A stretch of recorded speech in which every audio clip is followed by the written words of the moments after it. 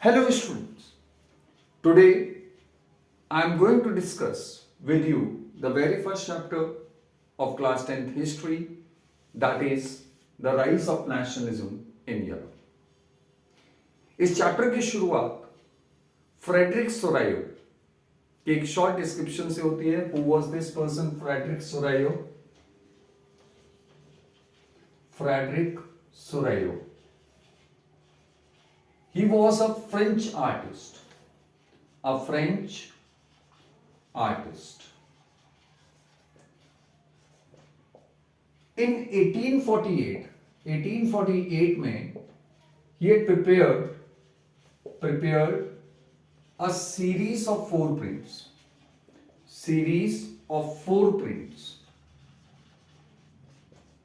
और इसमें उसने जो उसका ड्रीम था, एक सपना था, that the world was made up of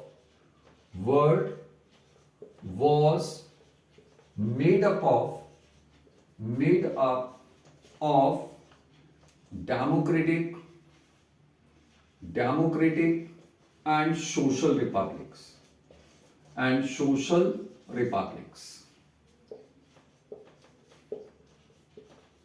In the first print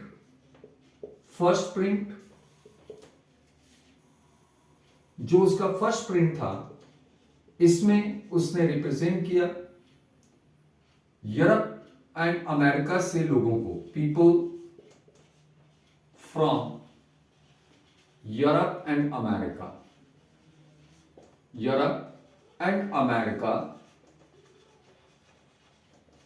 marching in a long train.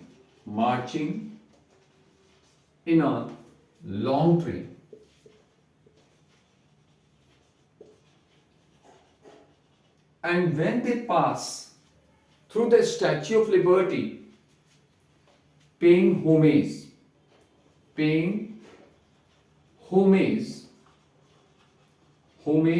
that you can say paying respect. That means paying respect. वो स्टैच्यू ऑफ लिबर्टी को क्या करते हैं? होमेज यानी कि रेस्पेक्ट पे करते हैं. Paying homage to the Statue of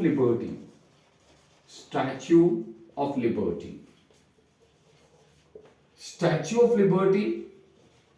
जिसके एक हाथ में you can C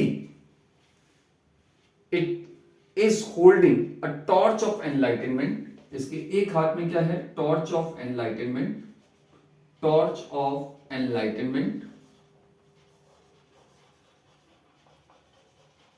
symbolizing that now the people of Europe and America वो enlightened हो चुके हैं, politically enlightened हो चुके हैं, socially, spiritually enlightened हो चुके हैं.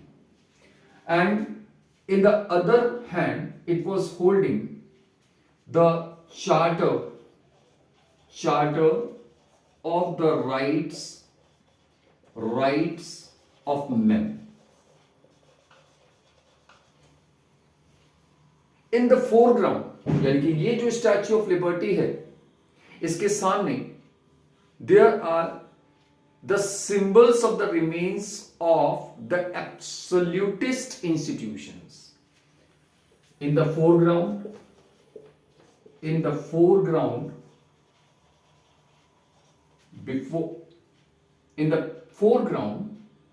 Of the statue you can see the remains of absolutist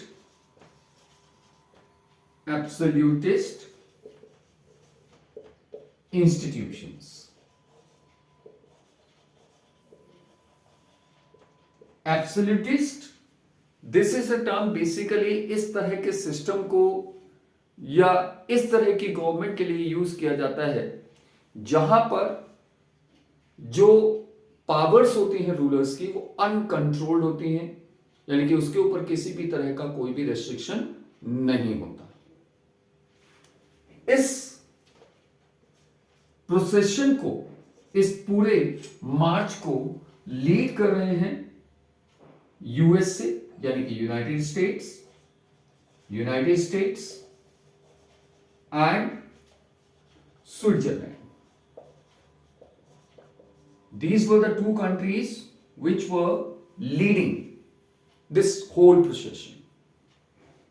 ये जो यूरोपियन विजन है, इसमें जो लोग हैं, दे वर वियरिंग देयर नेशनल कॉस्ट्यूम्स, वो अपने नेशनल कॉस्ट्यूम्स को पहने हुए हैं, and they could be identified by there flags which they were marching, जिसके साथ में वो मार्च कर रहे हैं, उन फ्लैग से, उन नेशनल फ्लैग से उनको आइडेंटिफाई किया जा सकता है। तो इसको लीड कौन कर रहा है? United states and Switzerland, followed by France. France के जो लोग हैं उनको आइडेंटिफाई किया जा सकता है उनके नए ट्राई कलर फ्लैग से। You know that after the French revolution एक नया ट्राई कलर फ्लैग फ्रांस में इंट्रोड्यूस किया गया, which had taken the place of royal standard. जो ओल्ड रॉयल स्टैंडर्ड जो फ्लैग था उनका, उसको उसने रिप्लेस कर दिया। France was followed by Germany. अब ये बहुत इंटरेस्टिंग है, बिकॉज बाय द टाइम जब उसने अपने इस प्रिंट को तैयार किया 1848 में, उस समय तक Germany was not a nation state. Germany was a fragmented country. Germany जो है वो अलग अलग डिफरेंट जर्मन स्पीकिंग रीजन्स में डिवाइडेड था। It was not a unified country.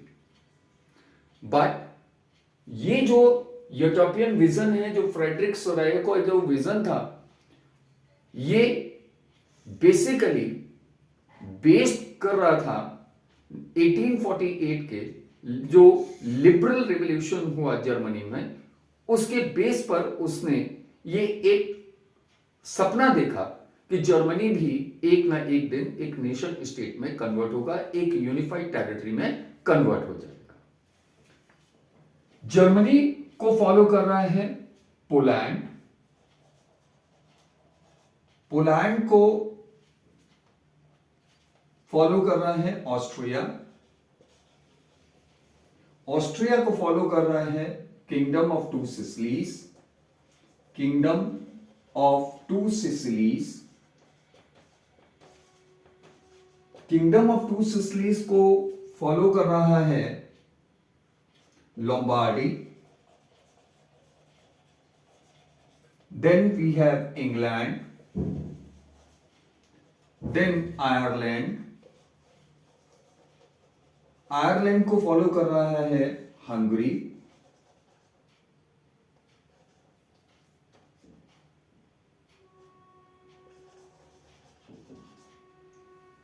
And in the end we have Russia.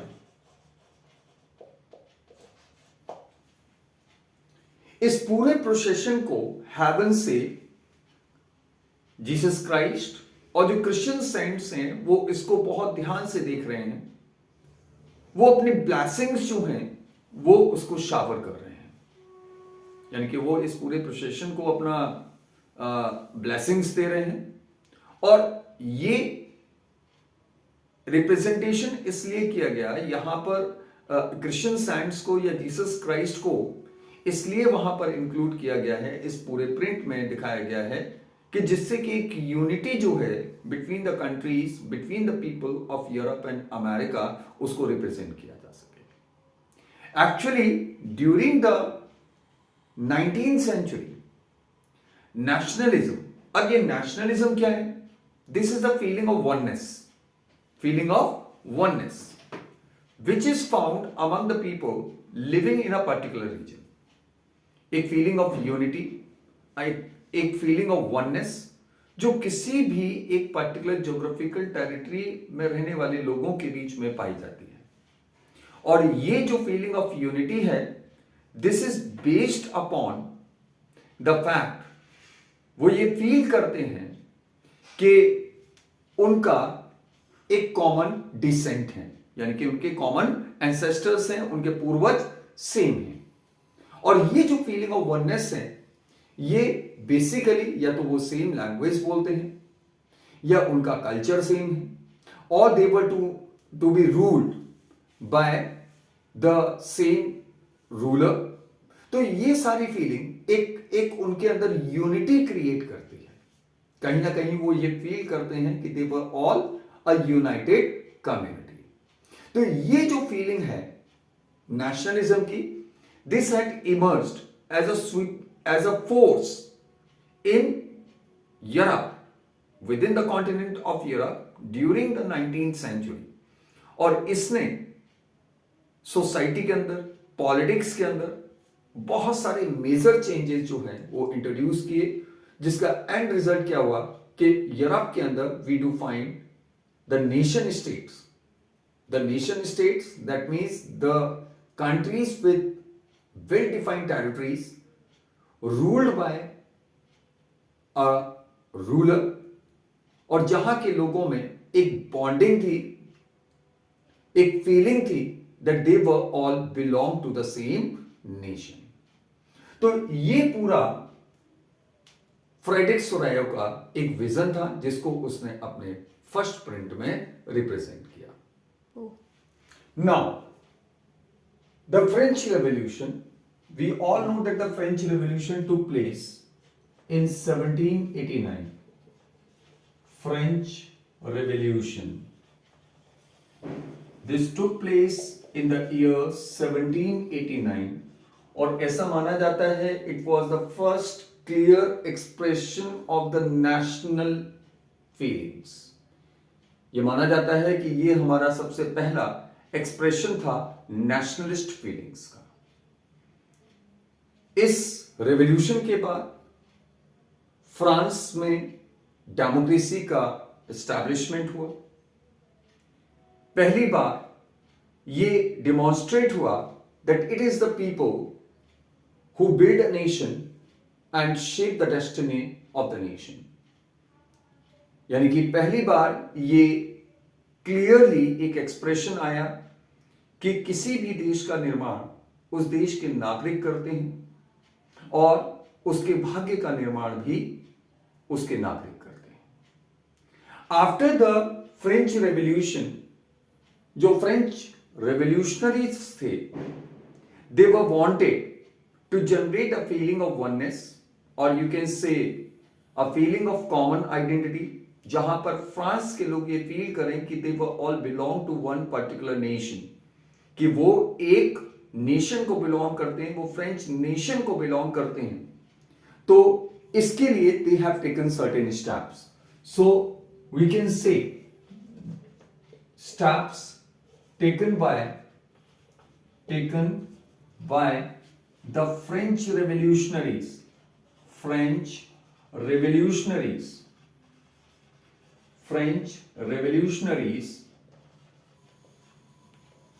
to create a sense of collective identity.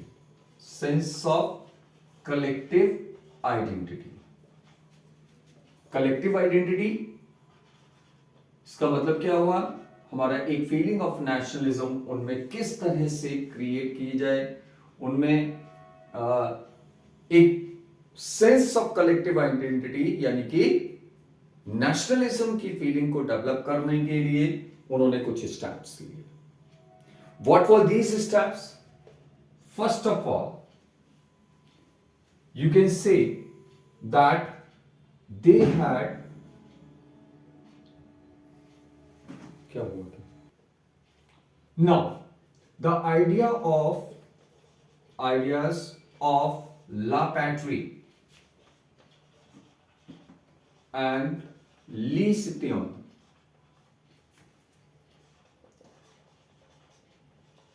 were introduced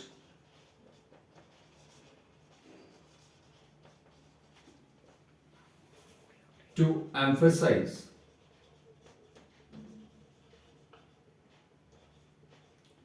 the notion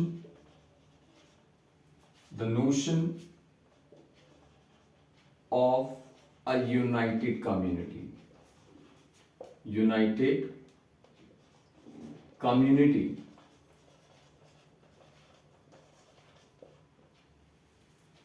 Idea of La Patrie, that means fatherland, and Les Citoyens यानी कि citizens. Les Citoyens आपको पता होगा कि हमारा French revolution से पहले French society के अंदर बहुत सारे डिस्टिंक्शंस थे, डिविजन्स थे. It was dividing to first estate, second estate, third estate, first estate, जिसमें आपका बेसिकली वो लोग थे जो चर्च की सर्विसेज करते थे. सेकेंड एस्टेट में नोबल्स आते थे और थर्ड एस्टेट में कॉमन पीपल थे. After the French revolution society के अंदर जो डिविजन्स थे उन सब को रिमूव कर दिया गया and they were all termed as लीसिटियम, that means the citizens. All titles of distinctions, जो एरिस्टोक्रेसी के जो भी टाइटल्स थे उन सबको रिमूव कर दिया गया था. ला पैट्री, France was termed as the fatherland. That means all the citizens were considering France as their fatherland.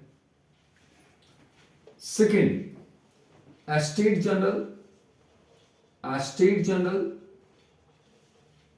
was renamed as the National Assembly.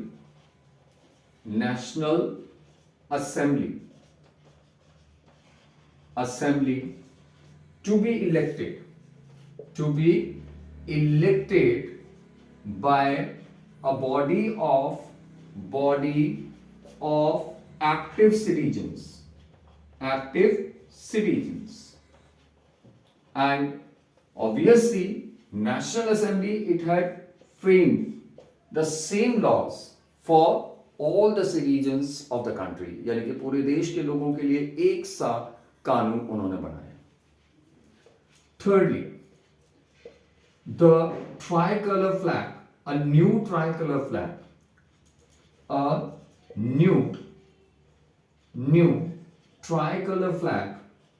tricolor flag replaced the old royal standard, यानी कि जो पुराना उनका जो फ्लैग था, royal standard जिसको बोला जाता था, उसको नए ट्राई कलर फ्लैग ने रिप्लेस कर दिया गया. Fourthly, a centralised administrative system was introduced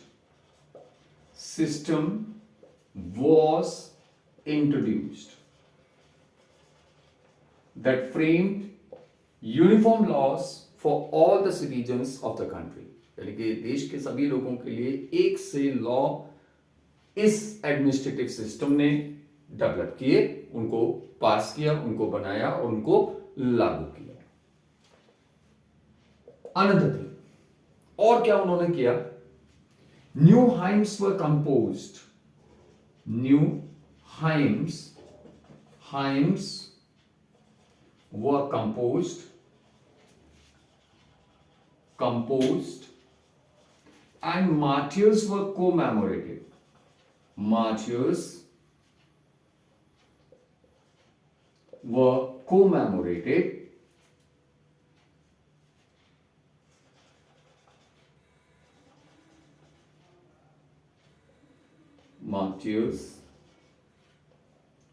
commemorated,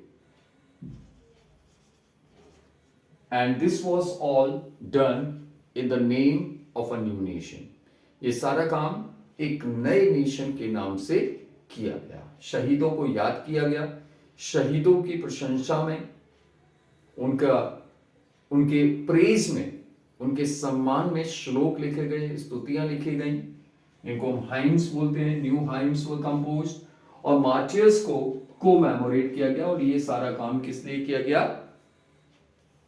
लोगों को एक ये फीलिंग देने के लिए कि they were all belong to one nation.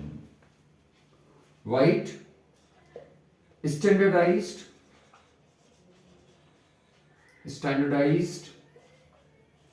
system of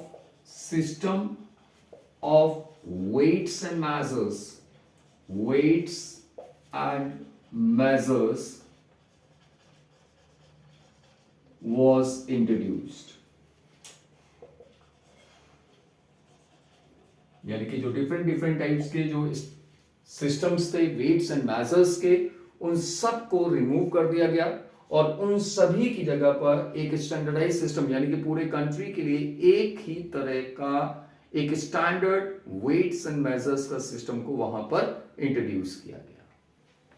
then all the regional dialects. अब उस समय फ्रांस के अंदर बहुत सारे डिफरेंट डिफरेंट एरियाज में अलग अलग डायलेक्ट्स बोलियां बोली जाती थी, तो उन सभी रीजनल डायलेक्ट्स को डिस्करेज किया गया. Right, so all regional dialects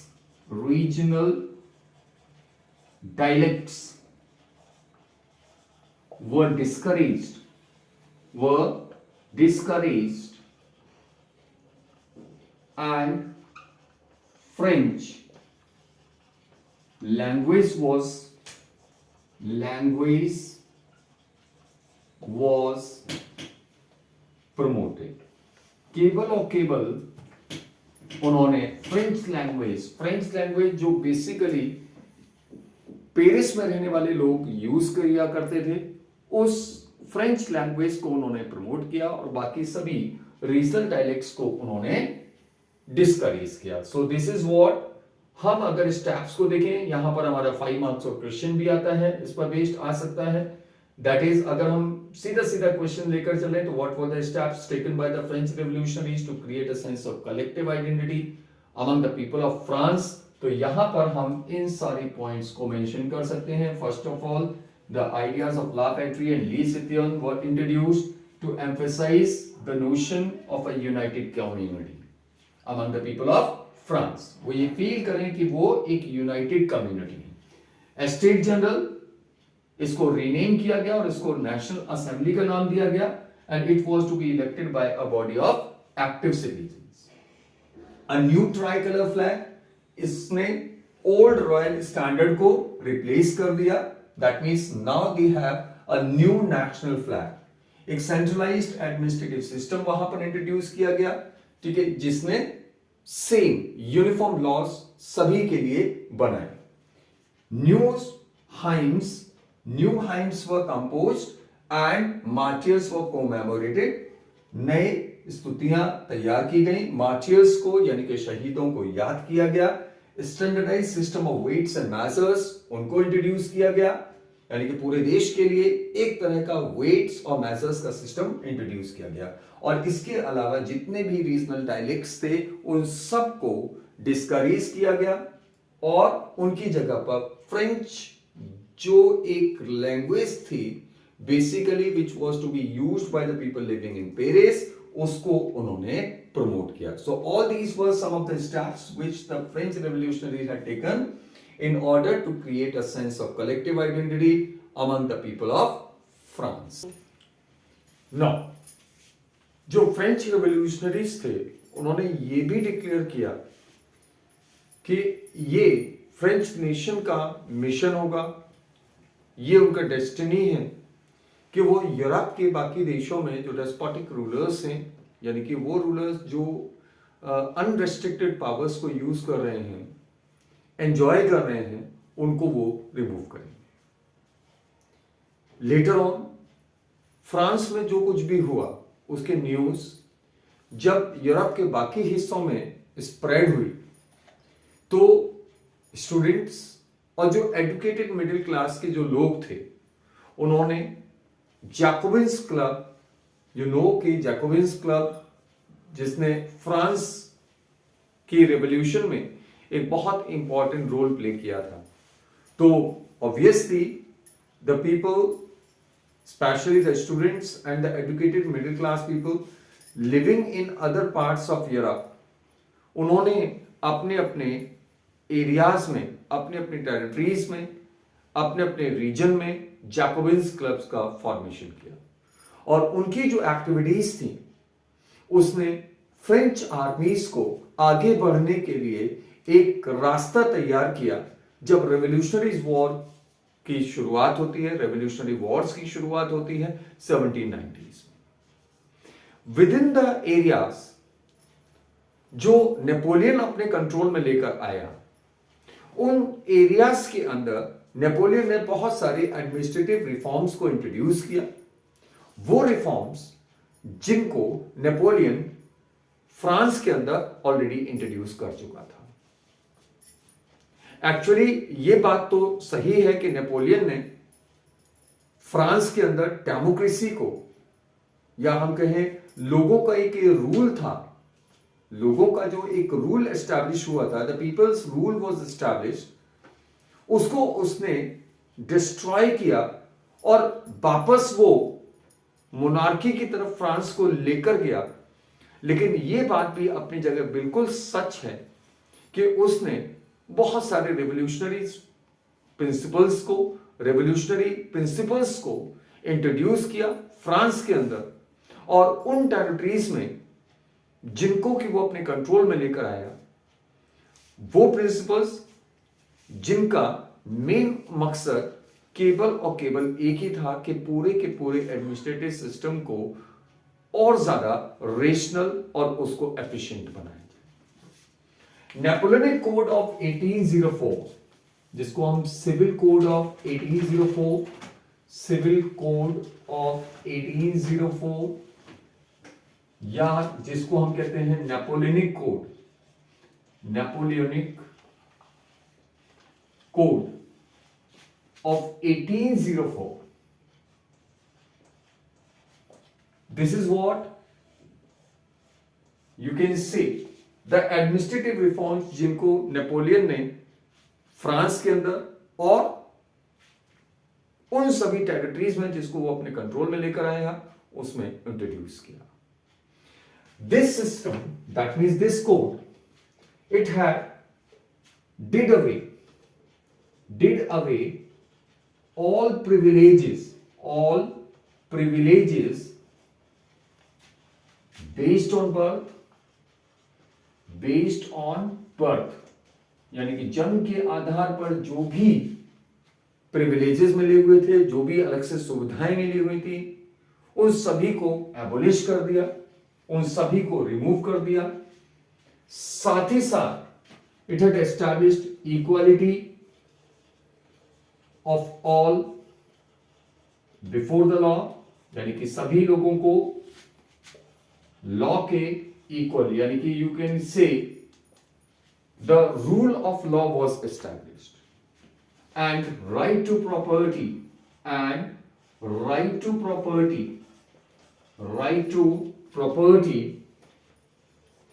was secured, right to property को सिक्योर किया गया। ये जो कोड था, ये जो एडमिनिस्ट्रेटिव रिफॉर्म्स थे, इनको फ्रांस के बाद जो बाकी टेरिटरीज थी जिनको नेपोलियन अपने कंट्रोल में लेकर आया, चाहे वो हॉलैंड था या स्विट्जरलैंड था या बेल्जियम यानी कि डच रिपब्लिक था, उन सभी रीजन्स में, चाहे वो जर्मनी था या इटली था, उन सभी रीजन्स में इस नेपोलियनिक कोड को या एडमिनिस्ट्रेटिव रिफॉर्म्स को इंट्रोड्यूस किया गया। Napoleon, in order to make the system more rational, more efficient, he introduced many of the administrative reforms.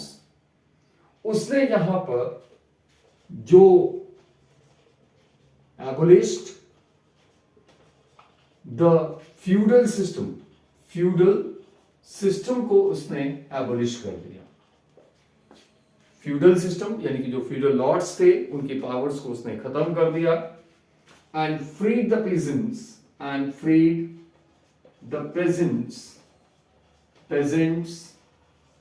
from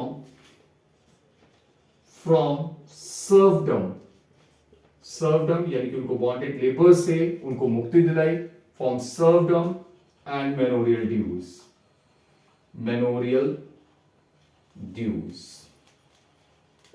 towns में भी, टाउन्स और सिटीज में जो गिल्ड्स होती थी, गिल्ड्स क्या थी, हमारा जो भी आर्टिशंस थे, आर्टिशंस और जो बिजनेस मैन होते थे, उनकी जो एसोसिएशंस थी, दे वर कॉल्ड गिल्ड्स। तो इन गिल्ड्स की रेस्ट्रिक्शंस को उसने क्या कर दिया, रिमूव कर दिया। Guild restrictions restrictions were removed in towns. Then next step which he had taken, that was, you can say that the communication and transportation system and communication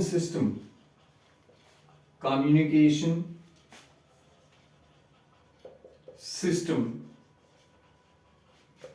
were improved. Transportation और communication system को improve किया गया. Standardised system of weights and measures were introduced. अब यहां पर इसका फायदा obviously किसको मिला? जो हमारे प्रेजेंट्स थे, आर्टिशियंस थे, नए बिजनेसमैन थे, या जो स्मॉल प्रोड्यूसर्स थे, उनको इसका फायदा मिला. उन लोगों ने इस चीज को रियलाइज किया कि अगर हमारे यूनिफॉर्म लॉज होते हैं, एक standardise system of weights and measures होता है, और अगर एक कॉमन करेंसी को यूज किया जाए तो इससे हमारा जो ट्रेड एक्टिविटीज हैं वो स्टिमुलेट होती हैं, वो हमारी तेजी से बढ़ती हैं. गुड्स हमारे आसानी से एक रीजन से दूसरे रीजन में उनको भेजा जा सकता है. लेकिन अगर हम नेपोलियनिक आर्मीज के लिए जो लोगों का रिएक्शन है, अगर उसको हम एनालाइज करके देखते हैं तो व्हाट डू वी फाइंड कि जो नेपोलियनिक आर्मीज को जो लोगों का रिएक्शन था from the people living in different cities in different parts of Europe, wherever they went, चाहे वो हॉलैंड था या आप कह सकते हैं स्विट्जरलैंड था, या इटालियन रीजन, इटालियन सिटीज थे like that of Milan and Mainz, या फिर वार्साय जैसा हमारा सिटी था, इन सभी रीजन्स में फ्रेंच आर्मीज को एक मिक्स्ड रिस्पॉन्स मिला. इनिशियली लोग जो है वो बहुत बहुत ज्यादा एंथुजियास्टिक थे, बहुत ज्यादा उत्साहित थे. उनको ये लगा कि नेपोलियनिक आर्मीज या फ्रेंच आर्मीज उनको डेस्पोटिक रूलर्स से, उन सभी रूलर्स से जो अनरिस्ट्रिक्टेड पावर्स को एंजॉय कर रहे थे, उन रूलर्स से उनको मुक्ति दिलाएंगे और उनको पॉलिटिकल फ्रीडम्स प्रोवाइड की जाएंगी, ग्रांट की जाएंगी. लेकिन ऐसा नहीं हुआ. उन्होंने इस चीज को महसूस किया कि जो भी हमारे एडमिनिस्ट्रेटिव रिफॉर्म्स हैं और पॉलिटिकल फ्रीडम्स हैं वो एक साथ साथ नहीं चल सकते. एडमिनिस्ट्रेटिव रिफॉर्म्स और पॉलिटिकल फ्रीडम्स ये साथ साथ नहीं चल सकते. Actually when Napoleon had brought all these regions under his control, उसने क्या किया? उसने टैक्सेशन को इंक्रीज कर दिया. He had imposed new taxes upon the people, increase the rates of taxes. लोग सफर करने लगे. Moreover he had placed restrictions over the freedom of expression, यानी कि सेंसरशिप लॉज को वहां पर इंट्रोड्यूस किया गया. People they were not allowed to express their views, their ideas. And at the same time he had started forcing the people to join the revolutionary armies. जबरदस्ती उसने लोगों को फ्रेंच आर्मीज में रिक्रूट करना शुरू कर दिया. ऑब्वियसली लोगों का जो इनिशियल जो एक उत्साह था, जो शुरुआती जो एक उत्साह था, वो धीरे धीरे हमारा एक उनके गुस्से में परिवर्तित होता चला गया. And later on what was the end result? All of us know that finally the French armies, or you can say the Napoleonic armies, they were defeated at the Battle of Waterloo in 1815. Right? So in this section you must remember the most important thing, that is the Civil Code of 1804, जिसने आपके सभी privileges को जो हमारे based on birth थे उनको remove किया, equality of all before the law उसको इस्टेब्लिश किया, and at the same time right to property को उसने वहां पर सिक्योर किया. Right, equality before the law, this was established. Okay, so इसको मिसराइट मत कर लीजिएगा, मिसकंसेप्ट मत कर लीजिएगा. established equality of law, equality of all before the law, and at the same time the right to property was secured. इसने feudal system को abolish किया और साथ ही साथ पेजेंट्स को सर्वडम और मैनुअल ड्यूज से मुक्त कर दिया, आजाद कर दिया. गिल्ड्स की जो रेस्ट्रिक्शंस थी उनको रिमूव कर दिया टाउन्स के अंदर. ट्रांसपोर्टेशन और कम्युनिकेशन सिस्टम को इंप्रूव कर दिया गया. Standardise system of weights and measures इसको इंट्रोड्यूस किया और अल्टीमेटली इसका फायदा यूरोप के लोगों को मिला. So this is what the Napoleonic code of 1804. Dear children, if you like my video, अगर आपको अच्छा लगा हो, समझ में आया हो, अपने कमेंट्स मुझे भेजिएगा मेरे कमेंट बॉक्स में. आज के लिए बस इतना. नेक्स्ट जो मेरा वीडियो होगा उसमें हम सेक्शन 2 को डिस्कस करेंगे इसी चैप्टर के. Thank you and have a nice day.